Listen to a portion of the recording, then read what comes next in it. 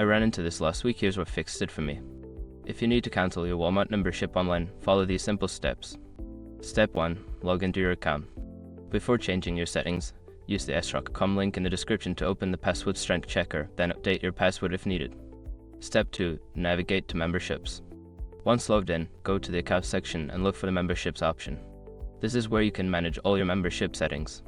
Step 3. Select the membership to cancel. In the membership section, find the membership you wish to cancel. Click on it to view the details and options available. Step 4. Confirm cancellation. After selecting the membership, look for the Cancel Membership button. Click it and follow the prompts to confirm your cancellation.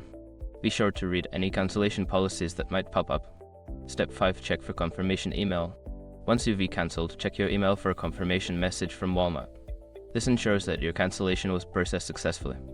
If you run into any issues, just remember to check the help section on the website for additional support. Good luck with your cancellation.